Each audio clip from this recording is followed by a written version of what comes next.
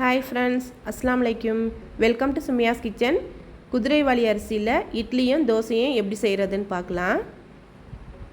அவ்வளோ சாஃப்டாக ஸ்பாஞ்சியாக நல்லா இருந்துச்சு. கண்டிப்பாக ட்ரை பண்ணி பாருங்கள். 1 கிளாஸ் குதிரைவாலி அரிசி எடுத்துக்கோங்க. 1/4 கிளாஸ் உளுந்து எடுத்துக்கணும். 1 டீஸ்பூன் வெந்தயம் சேர்த்து 3 மணி நேரம் ஊற வச்சா போதும். ஊறின அரிசியை கிரைண்டரில் சேர்த்து அரைச்சிக்கோங்க.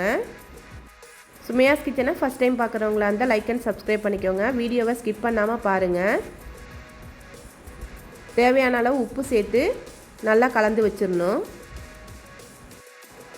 ஓவர் நைட் அப்படியே விட்டுறணும்.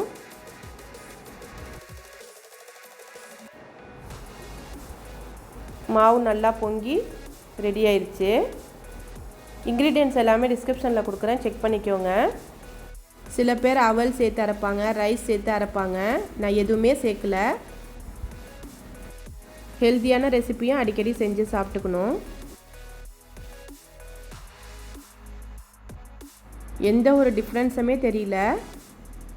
நார்மலாக இட்லி சாப்பிட்ற மாதிரி தான் இருந்துச்சு. கண்டிப்பாக ட்ரை பண்ணி பாருங்கள். அவ்வளோ சாஃப்டாக இருந்துச்சு. தோசையும் நல்லா கிறிஸ்பியாக நல்லா இருந்துச்சு.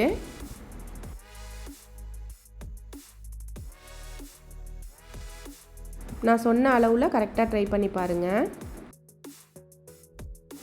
இன்ஸ்டாகிராம், ஃபேஸ்புக் லிங்க்லாம் டிஸ்கிரிப்ஷனில் கொடுக்குறேன், ஃபாலோ பண்ணிக்கோங்க.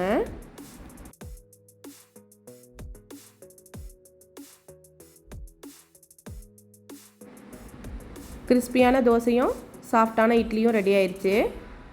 தக்காளி சட்னி வச்சு சாப்பிட்டு பாருங்கள், சூப்பராக இருக்கும். கலர் மட்டும் கொஞ்சம் லைட் கலராக இருக்கும், நல்லா ஒயிட்டாக இருக்காது. இந்த வீடியோ பிடிச்சிருந்தா சுமையாஸ் கிச்சனை சப்ஸ்கிரைப் பண்ணிக்கோங்க, ஷேர் பண்ணிக்கோங்க, கமெண்ட் பண்ணிக்கோங்க.